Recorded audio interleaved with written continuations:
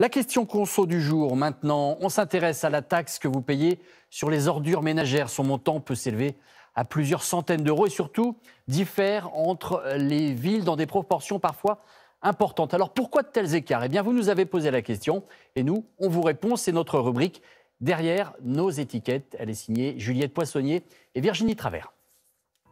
Un impôt qui passe souvent inaperçu sur la taxe foncière.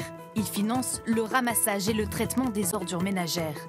Dans chaque ville, il est plus ou moins cher. La ville de Cannes détient l'un des records, en moyenne 375 € par an et par foyer. Une surprise pour les habitants. C'est énorme. J'en avais pas du tout conscience. Et en plus, c'est un petit chiffre qui est indiqué sur la taxe foncière, donc quelque part, on ne le voit pas trop, ça passe sans qu'on s'en aperçoive. Je ne savais pas que c'était une des villes les plus chères en tous les cas, vous me l'apprenez. Elle peut passer du simple au triple dans des villes de taille équivalente. Pourquoi une telle différence? Nous sommes allés voir derrière nos étiquettes, ou plutôt derrière nos taxes.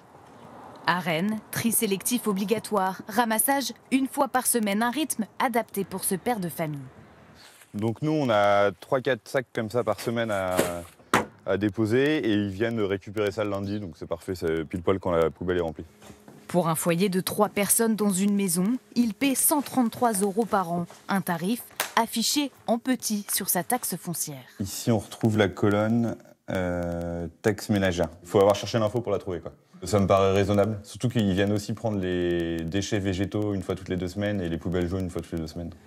À Rennes, la taxe a largement augmenté cette année, mais elle reste parmi les plus basses. Plusieurs explications. Très peu d'ordures produites par les habitants, incités à trier. Résultat, une collecte sélective efficace qui permet la commercialisation des déchets, comme dans ce centre dédié.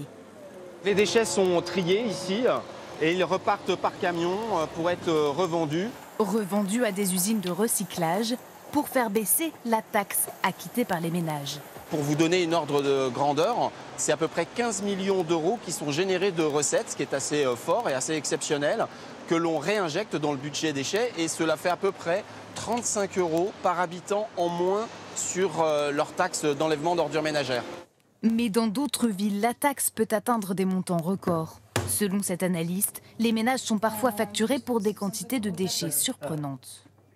En France, c'est 500 kg par habitant. Il y a des villes où on est à 1000 kg par habitant. Il faut être sûr que le service d'élimination des déchets ne soit pas là pour éliminer les déchets d'entreprises qui, elles, doivent avoir leur propre réseau. Bonjour, monsieur. Pour plus de transparence, la redevance incitative permet à chaque foyer d'être facturé en fonction du poids de ses déchets jetés.